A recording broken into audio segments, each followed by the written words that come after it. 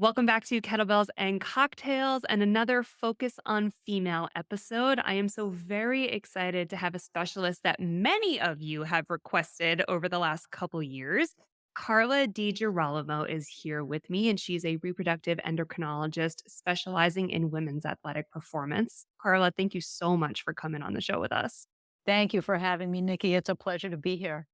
So, Carla is so very smart and also so very educated in and familiar with us in the CrossFit space. And I've asked her to come on today specifically to address a lot of questions that I've been getting from listeners, specifically surrounding menopause and women training and CrossFitting in and through that stage of life and what they should be doing, what they shouldn't be doing, or if they need to be changing or evaluating where they're at all, kind of.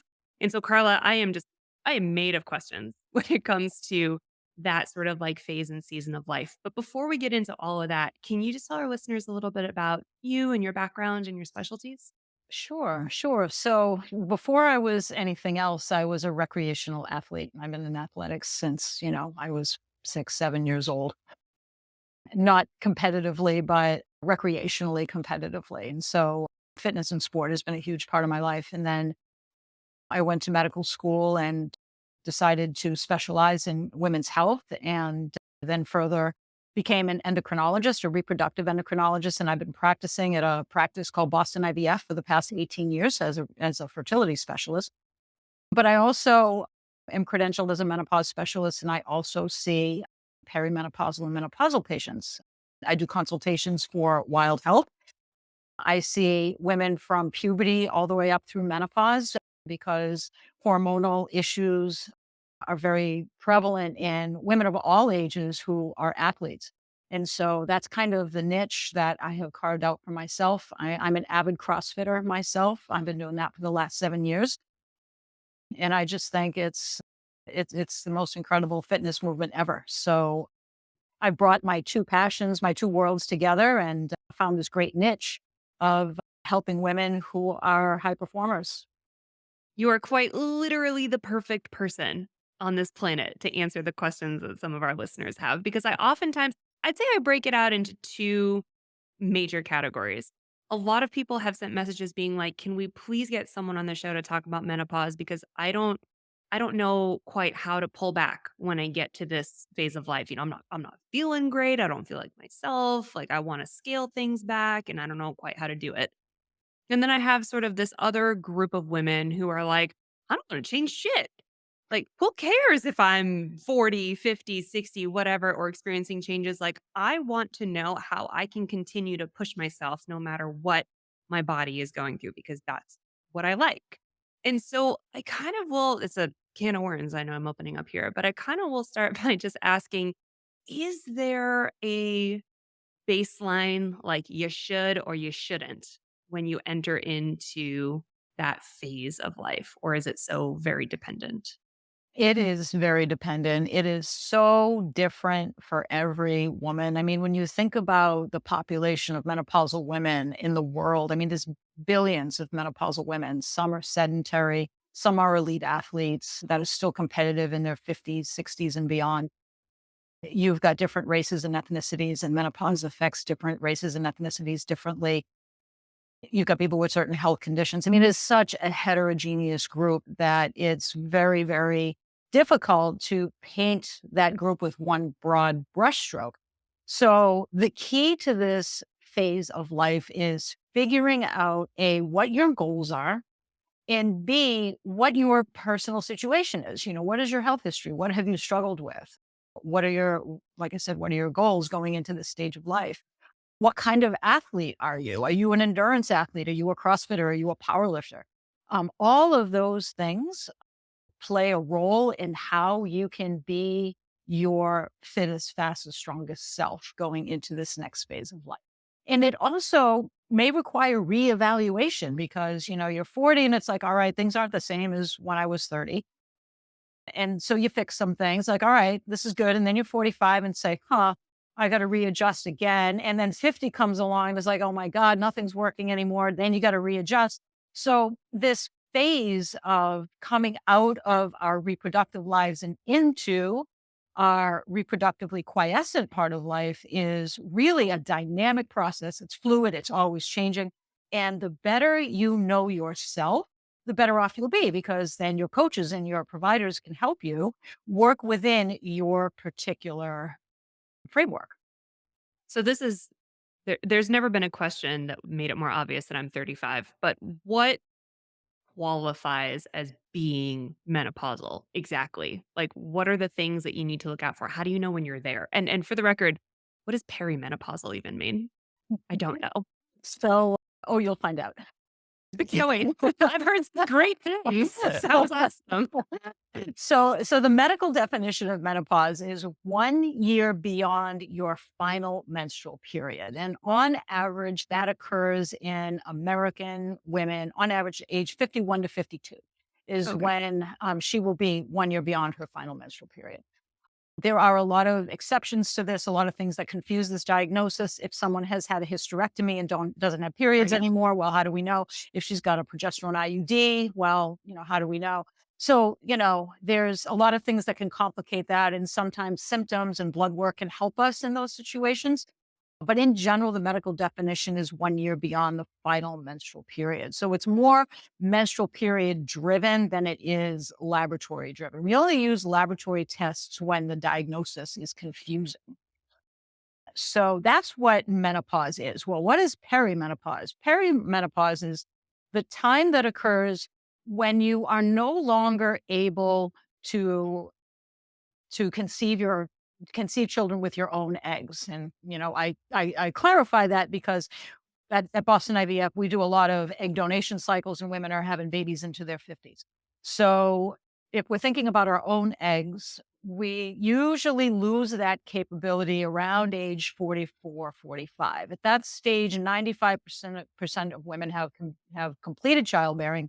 And then at that point, you've got this period of time until you have your last menstrual period. So that transition time is typically considered perimenopause. And what characterizes perimenopause is literally sheer hormonal chaos. And anyone who's going through it knows that, yep, that's it. Because what's happening is that the ovaries are not cycling regularly anymore because they're not producing as much estrogen as they were before. And so when the ovaries stop doing this, there is a very complicated hormonal conversation that happens that makes periods happen. And when that conversation gets disruptive because the ovary is not doing its part anymore, that's when signals become erratic, endocrine pathways become a little bit more erratic. And because estrogen receptors are found on virtually every tissue of the body, when estrogen goes down, virtually every tissue in the body is affected. So that can result in a wide range of symptoms that can include hot flashes, vaginal dryness, depression, anxiety, sleeplessness, mood disorders, All the various fun things. stuff. All the fun Yeah, stuff. Yeah. joint discomfort, things like the body composition changes. All of those things are characteristic of the hormones changing. So there's a little bit of hormonal chaos going on, and that results in sometimes debilitating symptoms for some women. Some women go through it with no problem. Some women have a really tough time. So it's a very, very wide range of experiences that women have who are going through that stage. Now, all that stuff sounds like it affects quite literally every aspect of life. It But does.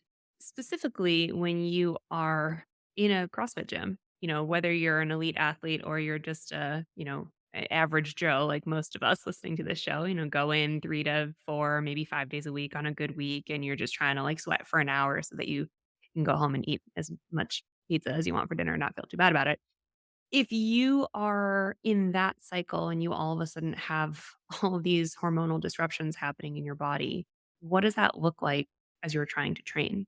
So what I tell people, first knee jerk reaction is people feel like their body is betraying them. It's like, Yeah. oh my God, what do you mean? My friend time is double what it was before. Got it. What Yeah. what do you mean? I couldn't get my that 1,000 meter run under whatever time. You have to be kind to yourself because your body is going through a lot. I always liken this to going through puberty backwards. Because No. we remember how dramatic puberty was, right? Lots of bodily changes, lots of body composition changes, mood changes, all of that was really, really tough during puberty. Well, we're going from reproductive competence now back to reproductive quiescence, prepubertal. So it's coming full circle. And so the changes of this time of life are just as dramatic as they were going through puberty, coming into this phase of life. So you have to understand and be sympathetic to your body that, okay, it's going through a lot and it's not always going to show up the way I want it to. And so you have to be ready to be very adaptable and flexible in your training. So if you're planning on going to the CrossFit gym and you've got filthy 50 on the whiteboard and your body is just not having it, you have to say, all right, maybe filthy 50 is not going to happen today. Maybe I'm going to do some zone 2 training instead. Or maybe I'm going to just focus on mobility work because, oh my God, my shoulders are really sore from doing, Murph, a few days before. So you have to be able to be flexible and be able to pivot and feel okay about it. And I think that's a really hard hurdle for us, who are used to being able to hit the gym and hit those heavy, hard workouts consistently. You have to be like, all right, my body's telling me something. I need to pivot today, and that's okay. So it sounds like it's super situational in terms of, if you're not recovering well or if you're feeling down, if you're just feeling hot and sweaty, whatever it may be that day. Are there any hard and fast rules like for example, when you're in a very different phase of life, when you're pregnant, and people will argue these hard and fast rules too, but like let's just say in general, a lot of times you avoid specific ab movements when you're up into your second or third trimester. And again, I'll say this because I'm already feeling the hate mail rolling in. Some women don't, and you don't have to, and I'm not saying you do have to, but generally people can say, oftentimes pregnant women don't go upside down in their third trimester, or they don't, do toast to bar or whatever it may be. Are there rules or any sort of benchmarks that you oftentimes find when you're going through a menopausal phase of life? There are You certain know, movements that are or aren't Honestly, typically changed. you really can't paint it with a broad brush like that. I've dealt with all kinds of athletes. I have a woman that I've had the pleasure of knowing who's an 81-year-old triathlete, and she is Dang. still competing. Really? So, yeah, she is. She's run over 100 triathlons, this woman. She's from Maine. I don't know what's in the water out there, but yeah, she is amazing, and she's still competing at 81. And so, I've heard that narrative out there, it's like, "Oh, you shouldn't run too far, or you shouldn't, you shouldn't overdo your running volume or your zone 2 volume." It's like, well, tell that to this 81-year-old triathlete. Yeah. I've got other women who have actually taken up powerlifting in their 50s, Hell because yeah. they were like, okay, I should do more resistance training in my 50s. Well, she took that one home and hit the home run and became a competitive powerlifter. So, Dang. but then some people say, well, your joints, a little bit more lax and, you can't risk injury. So God, don't lift more than, 35 pounds above your head. Well, that's not going to work for the power athletes. So I think the thing I go back to is that it's very individual. The advice I have for women is you have to define your goals. What do you want to achieve, short term and long term? And what is your current situation? And what are you feeling? What are you experiencing? What is this menopausal transition? How's it affecting you? If it's sleep, then well, we have to work on the sleep because the sleep is a foundation of recovery, and recovery is really important. But I think if I were to say what are the most common things that I feel like I need to give advice on, I Yeah. would probably say do more resistance training. Now, Okay. yes, there are powerlifters out there. They probably don't need to do more resistance training. They probably need to do more running of the 5K. My, Right. tri- my triathlete doesn't need to run more 5K. She needs to learn how to do back squats. Right. So I would say the biggest thing I find that women could do more of in this stage of life is weight training and real weight training. You don't have to necessarily learn how to do Olympic liftings, but if you go to a great CrossFit gym, you're going to learn how to do cleans and jerks and all kinds of really great stuff that's good for the core. So I highly recommend it. But if you want to do deadlifts, back squats, shoulder press, bench press, the basics, that's going to really, really make a dent as well. So that's the most common piece of advice is I'm giving is, make friends with the barbell And why? because Like, we why? know Yeah. we yeah, why? And we know that we love it and it's good for our overall health and it's good for our mental health and it makes your booty look nice, but, like, why in that phase of life is resistance training so important? All right, I'm gonna get sciencey. Bring it on. So pardon me for geeking out. No, I love So it. what happens when we go through this phase in perimenopause and then into menopause is that, like I said, the ovaries start to produce less estrogen and menstrual cycles are becoming less. So the overall estrogen exposure to your skeletal muscle, those are the muscles that move our limbs and all our voluntary movement, it starts to decline. And there are these little antennae on the muscle fibers. They're called receptors, and they're like antennae for the hormone signal that's coming into the muscles. And it's really important for how muscles function and how they utilize glucose. And estrogen drives a lot of these processes, particularly in women. So when estrogen receptors start to change and when the estrogen in the circulation starts to change, the muscle function and muscle mass starts to change. And so we naturally will start losing mass and we will naturally start losing power because we start to see a shift from the type 2 power fibers to the type 1 endurance fibers. And so to mitigate those changes and to maintain your muscle mass and to maintain your muscle function and your ability to efficiently use glucose, you need to stimulate those muscles a different way. And the only way you can get around the hormonal deficiency or just the hormonal change, I don't want to call it a deficiency because it's what's supposed to happen at that time of life, is through mechanical stimulation, through lifting the weights, through making friends with the barbell. So the reason to do it is to try to mitigate the changes that are occurring as a result of the hormonal changes in the body. And there's no real hard and fast rule on how much that means, right? That's gotta be different for everyone. Like you said, it's like it's not like you do it, but don't lift over 35 pounds or whatever it is. It's like continue to do it if you've been doing it or if it hasn't really been on your radar, like now is the time to learn how to start, moving your body in certain ways and bearing load in certain ways. And I mean, it's fine to continue to build strength and max out even as we age, right? Absolutely. Absolutely. The only way you're going to A, get fitter, and B, mitigate this decline that's happening is to push your limits. We know in CrossFit where, the fitness happens beyond the margins of what you can do. That's a big CrossFit principle. You have to get outside your comfort zone. You have to push that limit if you're going to get fitter and if you're going to stem the tide of what's happening physiologically. So yeah, retest that 1 rep max. There's no problems with doing that. Personally, I do some 6 week strength cycles and I rotate my lifts and I'm retesting my 1 rep max on a couple of lifts every 6 weeks. But at the same time, you got to mix that up. If you're someone who does a whole lot of resistance training in that 3 to 5 rep range, maybe you need to add a little bit of volume, Mhm. do those workouts that have you doing 60 power cleans, over the course of the workout. I just did one yesterday. It was power cleans and box jumps, which was just Oof. fantastic.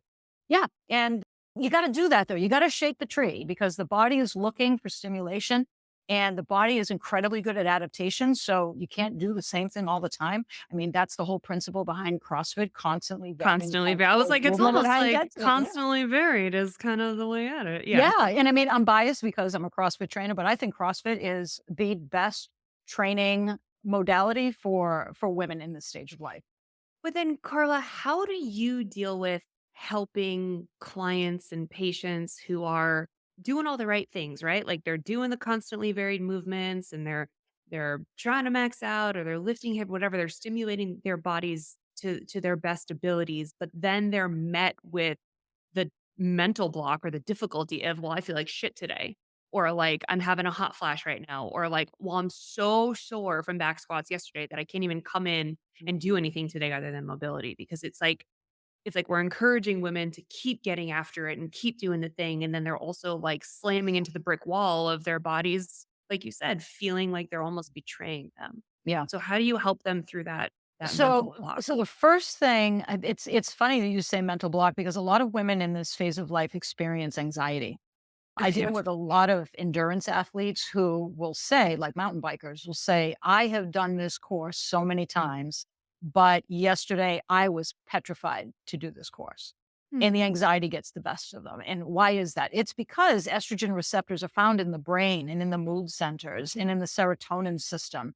And that affects anxiety, depression. That's why these symptoms really rear their heads during this time of life, is because those hormonal changes cause mood changes. And so people can experience anxiety over things that they never were anxious about before. So there really could be a mental block there based on belief systems and what podcasts they might have listened to the day before or whatever. And so there is definitely a mental component to that. So sometimes what you have to do is rework some things and rebuild confidence in things that you might be feeling anxious about if there is a head component. From a physical component, the one broad brushstroke I can paint with this stage of life is recovery is king.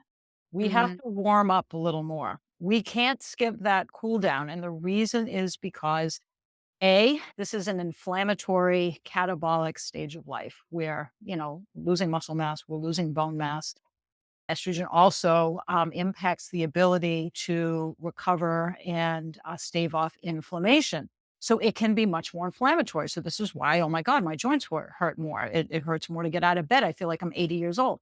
So what we have to do is really pay closer attention to our recovery efforts, tissue care, mobility, and I probably should listed this first, but fueling. Fueling Mm. is something that we really need to pay attention to in this stage of life. We need more protein because of all this breakdown that's going on. We got more inflammation, we got, muscle mass and bone mass declining. You need more protein to give the body what it needs to repair itself because it doesn't do it as efficiently as it used to. Sleep, if you're struggling with sleep, sleep is a foundation of recovery. And many women do struggle with sleep during this time of life. If that's a problem, you got to hone in on that. So if you're feeling like crap when you're going to the gym, it's good to sit back and take an inventory, maybe even get a coach to help you take this inventory. It's like, all right, how am I eating? How am I recovering? Am I sleeping? And once you start answering those questions, it may reveal what areas to target to make it better so that you can get back at it and feel good about it.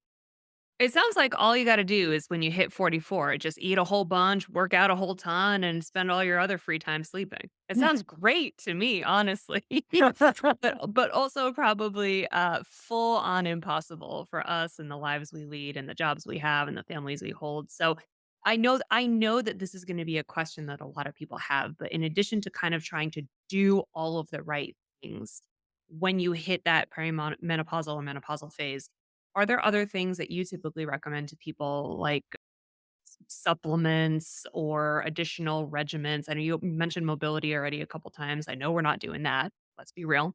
None of us are doing that as much Yep. as we should.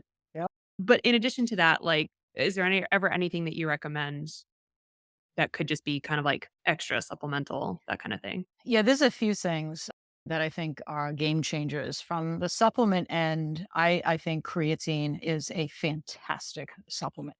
Oh, interesting. Women don't that's not something the first thing that I hear when gals are like, "Oh, I'm taking this or I'm doing that." So, Yeah. explain. Yeah. Well, I mean, creatine, so many benefits. There is a researcher out there. His name is Darren Kandow, and he does a lot of research on creatine. And he did this really great podcast. It was called a masterclass or something. But he did this podcast that was just so enlightening on the benefits of creatine for active people, from a cognitive health standpoint, as well as a muscle health. And bones as well. Muscle, bones, mental health is where creatine really can make a difference.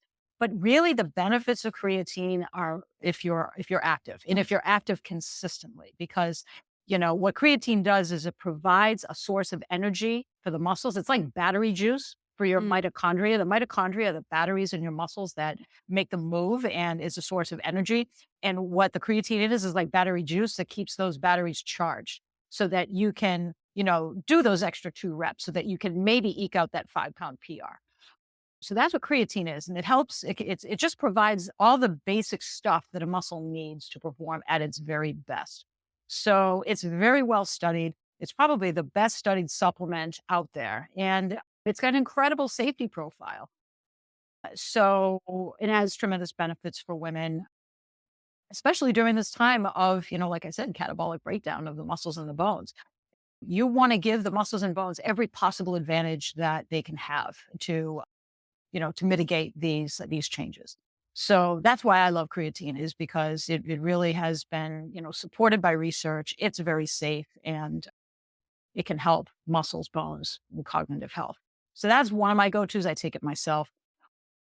I think vegans too need to really focus on it, because natural sources of creatine come from animal protein, muscle Mhm. protein. And if you are vegan and don't get much of that, you need a little extra.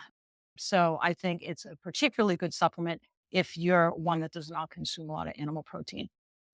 I like fish oil. If you live in the United States, most of the fish that we eat, the ratio of omega-6 to omega-3 is very high. That tends to be more pro inflammatory. If you can take an omega-3 supplement, I personally like krill oil. You can change that ratio. And if you can change that ratio to increase your omega-3s, you can reduce inflammation. And again, this is an inflammatory time of life. You want to give your body the best advantage it can have to fight off inflammation. So, fish oil is another good one. Many women at this stage of life don't get enough protein. Mhm. Ideally, you want to consume protein with the food that you eat. That's your main source of protein. But sometimes women just can't get enough. What is enough? If you read Stacy Sims and follow her, she suggests 1 gram of protein per pound of body weight for physically active women during menopause and perimenopause. Because again, you want to provide the muscles and bones with everything it needs to repair and rebuild during this challenging time of hormonal change. So whey protein, I love whey protein. Different people respond better to different types of protein from a digestive standpoint. So there's lots of great stuff out there. Pea protein, if you're a vegetarian or vegan, is a great, great option if you're not getting a lot of protein. But yeah, those are my three go-tos for supplements. So, what I'm hearing is that this fun, really comfortable phase of life for some women can last quite a while. If we're talking about around the time when you're 44-ish and you enter perimenopause and maybe symptoms are already starting to kind of like creep up through until you're what, 51, 52, or somewhere in that range, and you're officially 1 full year past your final menstrual cycle. Mhm. You're talking about a solid like 4 or 5 years where people might be really going through it, being like, "What is my body doing? How do I help or mitigate or change?" Is it truly up and down throughout that entire period, or does it kind of just climb, peak, and then peter off? Like, how does it? Maybe It's it's everybody's different. Yeah. it's different for everybody. I can speak for myself. I'm 53. I've been through this. Mhm.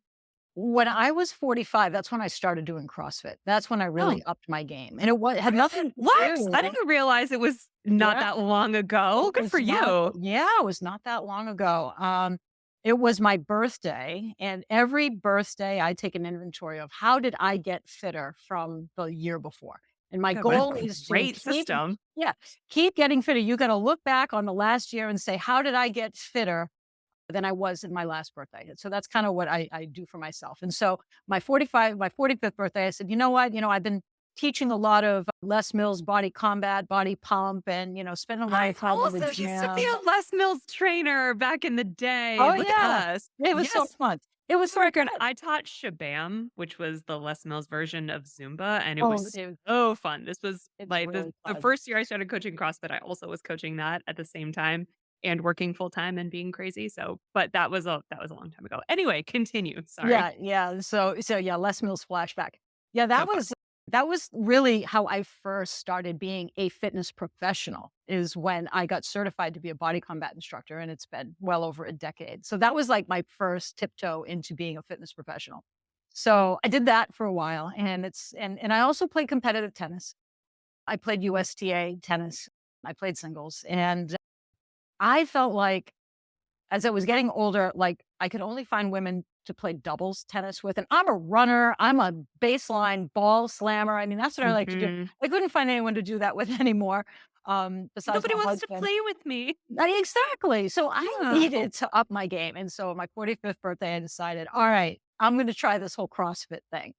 And I was absolutely hooked immediately. It's like, you mean you want me to jump rope? I haven't done that since elementary school. And in the same workout, I had to stand on my head.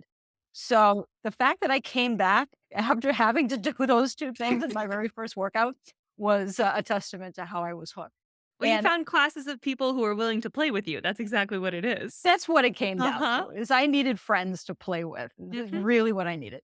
So yeah, and I loved the constant variation, and I'll tell you, my fitness hit a whole new level. I was a better athlete at 46, 47, 48 than I was in my 20s and 30s, and I can Wow, still say that today, even that's at great. 53, because I can do far more. I'm a much more well-rounded athlete now than I ever was. I was very two-dimensional. I could jump, I could lift, I could do hours of body combat. That was about it. Now I can actually run a 5K. I'm not the best runner, but I've really grabbed that bull by the horns. I can just wake up and say, all right, I'm going to go run a 5K. And I can do that. Yeah. Never could do that before. I can do Olympic lifting. I can do handstand push ups. I can do double unders. I can do so many things that I never could do in my 30s and 40s. And I started that at 45. That's so cool. Yeah. That's Yeah. so cool. Yeah. So yeah, you can do anything, but you got to just figure out, okay, what are your goals? What are your limitations? What are your injuries? What does your life look like? Are you a CEO at a company working 90 hours a week? You got to figure all that out and figure out how to work within it. But it's otherwise a playground. Just try things that you've never done. Try rock climbing, Yeah. try things that you've never done. I started kayaking just a few years ago, and that was just way fun. So, this is a time of life where instead of looking at it as, oh my God, I got all these physical limitations, look at it as an opportunity to try things you never otherwise would have tried. Because if you're an awesome runner, you're going to run. If you're an awesome power lifter, you're going to power lift. But it's not until those things get challenged that the world of fitness opens up to you and you discover, kayaking is fun. Yeah, Rock yeah. climbing is fun. Yoga's even fun. I used to make fun of people who did yoga. Now I do it all the time because my mindset needs it. I meditate Mhm. now. I never in a million years thought I'd do that because I just can't sit still. But that means I need to meditate more than anything because I Right, can't sit right, still, right? right. So I just look at this time of life as as enlightenment. It's an opportunity to pursue areas of fitness that I never had either the inclination or the courage to do back in my younger years. When you first started at 45, were you starting to feel any of these types of symptoms yet? Like, It did you wasn't. kind of you were kind of like already in it and then all of a sudden the freight train of menopause hit you and how did that affect you as you were kind of like growing with the sport of CrossFit? I was fortunate. I did not get hit that hard with it. And I don't know if it's because I've been very athletic my whole life. I mean, God knows I destroyed my body during residency and fellowship. Mhm, But, mhm. I had that foundation of fitness that I started with. So I don't know if that had anything to do with it because my mother and my sister certainly had a very difficult time with menopause. So it didn't hit me that hard. Like, there were a couple of times I thought I was dying. Just One that? Oh, okay. Got it. Yeah. Well, but because I didn't know what was going on, Of and it's course. funny because I do this for a living. There was one night I woke up and I was hot and I was sweating and I'm like, "Oh my god, I have an infection. I'm septic. Do I need to Uh-huh. go to the emergency room?" And then, when I calm myself down, I'm like, "Oh, maybe that's what a hot flash is." So despite the fact that I do this for a living, it still wasn't the first thing that came to mind. Of course, Of course. death and dying was the first thing that came to mind. And then just within the last year, I had my first migraine with an aura ever, and I thought I was having a stroke, Of course. How because I scary. was sitting there about to see my afternoon patients on Zoom, and there's these fat flashing lights are happening, and I'm like, "What the hell is this?" And I'm like, "Oh, it'll go away. Maybe I'm just hungry." And then it wasn't going away, and then I couldn't see, and then I'm like, "Oh my god, I'm having a stroke." And then the headache came, and I'm like, Ugh. oh, maybe it's a migraine. I've never had one of those before. So it can be scary because even myself, who, would identify that as a migraine in a patient that I'm seeing, Of couldn't course. see that in myself. Do I feel hot? Yeah, I feel hot. I wake up at 3 a.m. feeling hot every single morning. But thanks to my Whoop strap, I was able to know my sleep patterns and know exactly what time of the night I had to really focus on my slow wave sleep. I had to just go to bed earlier. It was simple. So, yeah, I've had some things, but I haven't been debilitated by it. Anxiety, yeah, I have that too. I don't know if it was COVID or if it was menopause, but boy, do I have trouble getting on a plane. You know, Same girl, same. yeah, I have a lot of trouble. I mean, I'm listening to all kind of podcasts about, flight anxiety and whatever. But yeah, that's real. And so those are the Mhm. things I've had to deal with and I've adapted, and I hate to say it, but menopause isn't necessarily the end of it. Mhm. Perimenopause, I think, is worse than menopause because in perimenopause is all this hormonal chaos. In menopause, it settles out, but it's settling out in a new normal. And that new normal comes with some joint pain, vaginal dryness, sometimes painful sex. But I hear some menopausal women say, there's a sense of relief. I don't have the night sweats as much anymore. I don't have the mood swings as much anymore. So some of it gets better and some of it just kind of hangs out as the new normal. Why is it so hard being a woman? The dudes have no idea. They just don't. I mean, I know they have their own hormonal whatever, whatever, but like, man, it's a lot. You do it in so many different stages of life and like hormones they're such a bitch. They just are. They just affect so much and it is fully out of our control. Just It, fully. Like, it is, but the way to look at it is this. Females have such an absolutely incredible capacity for physical adaptation. And when you think about what happens during pregnancy, and you don't have to ever get pregnant to experience this, you're wired this way. This is how Mother Nature programmed us.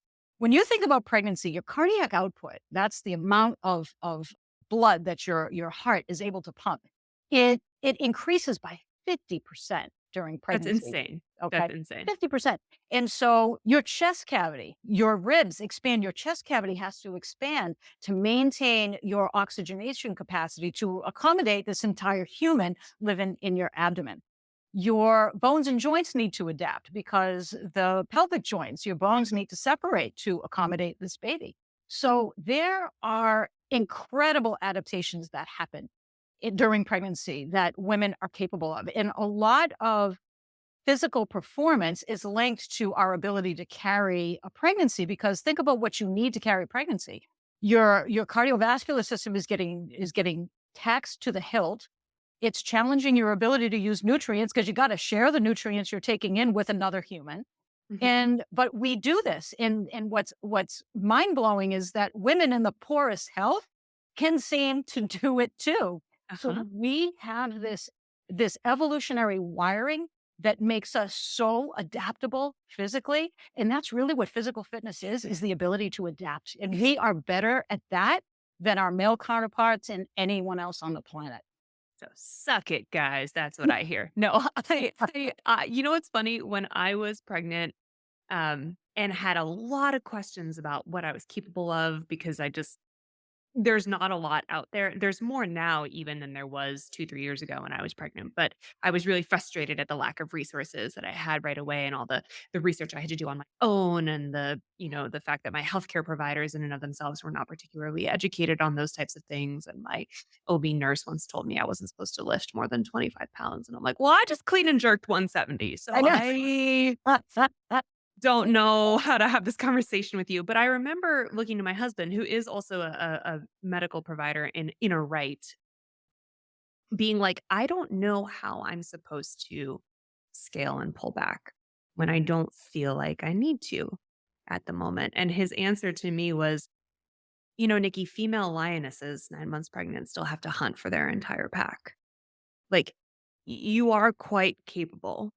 We are as mammals quite capable of still, operating at most of our capacity, regardless of the fact that you're growing a human. And don't go after Matt because he still like waited on me hand and foot. And when I was tired and needed a nap, because first trimester tiredness is so real, he was great about it. But he was like, if you are feeling like you can, then you probably can. And I imagine that that is pretty sound for every hormonal stage of life.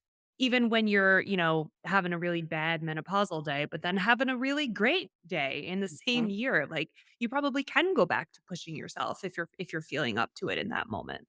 We Yeah, can do without it. a doubt. You have to be mindful of injuries and what your current situation is. And what you were saying about pregnancy, thank God for Brianna Battles. I think she has Totally. done some 100%. incredible work in this space.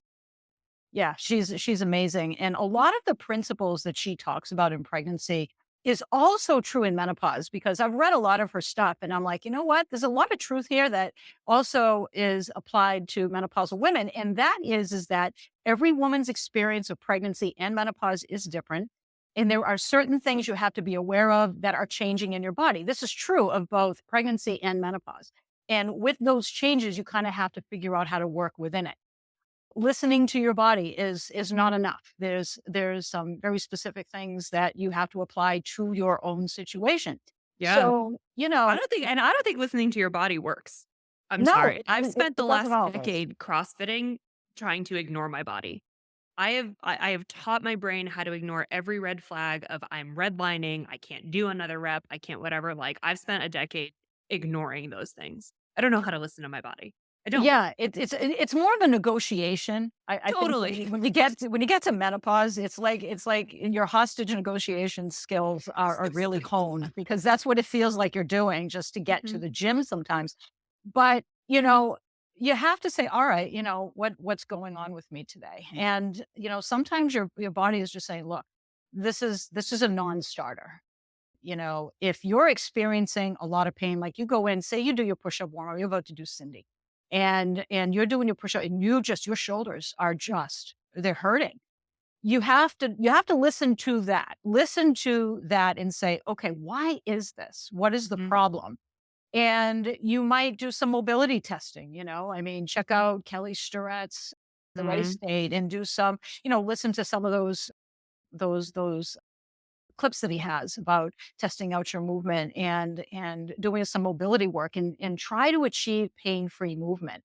Start there because if it's a chronic shoulder thing and I had something like that going on, I couldn't do push-ups are usually my jam, but I couldn't do them for a little while because I had something odd going on with my shoulder and I don't know what it was. But my coach, my incredible coach, Erica Snyder, who is also a former CrossFit Games athlete herself, Ooh. she said, "You got to go back to pain free movement." And I cried the day she told me that because I'm like, well, that means I'm never going to do a push up again. So F that. And she's like, no, you have to go back to basics or else you will never do another push Right. up again. Right. Right. Right. So that's what I did, and I did a lot of hard work, with Kelly Starrett videos and doing mobility stuff and, progressing from pain-free movement to adding load, and then now I can do more push-ups now than I ever could even in my 30s. So, it really is the truth. So, you know, it's not a matter of listening to your body or ignoring your body, it's negotiating with it and figuring Mhm. out what it needs at any given moment and giving it to and accommodating it. And then it will show up for you if you do that. And then when it shows up for you, then that's when you rock your PR. Yeah. But it's a matter of knowing yourself and knowing what your goals are, what your limitations are, what are your injuries, taking an objective look of how you're fueling, how you're sleeping, and you take a big inventory. It's a lot of variables, but if you can, take a deep breath and say, okay, this is a lot of stuff and just document it and look back at it with a coach who can maybe see things that you don't, then you're off to a great start to being the best you can be at that given time. And honestly, that's awesome advice for everyone in every stage of life, truly. That's like what we should all be doing all the time, regardless of our age or what we're feeling or what our hormones are doing for us. Carla, thank you so, so much for coming on and chatting about your specialties here. It's so very much a scary and confusing and oftentimes difficult time for women and athletes. And knowing that there are resources like you out there who can help when there are questions is so helpful, physically and mentally. Where can people find you, find your content, learn more about you, that kind of thing? So, first place is my website. It's drcarlad.com. So, it's all one word, Dr. Carla D. That's DR, not spelled out doctor. Got it. My website has everything I do, a lot about me. You can contact me directly if you wanted to book a consultation. You can also find me on Instagram. My Instagram handle is at Dr. underscore Carla underscore D.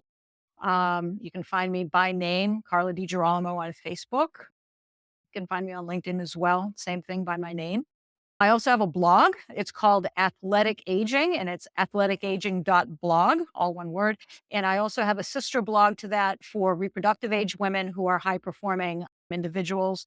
And that blog is called Performance Edge, and that's Ooh, performanceedge.blog. They're both on the Substack platform. So love. that's how you And find me. that's perfect. And we'll drop all your links and stuff in the show notes too, in case people want to reach out and get some next steps going with you. Again, thank you so much, Carla. I'm sure I will ask you back on the show because I'm going to get peppered with a million more questions and follow up questions and things like that.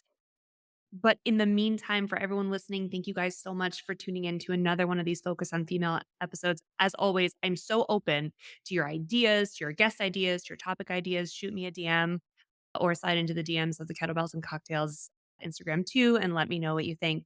And we will continue finding wonderful women and men, wonderful people in general to have on the show to help fill those needs. And for everyone listening, thank you again so much. And we will chat with you guys soon. Thanks for having me, Nikki.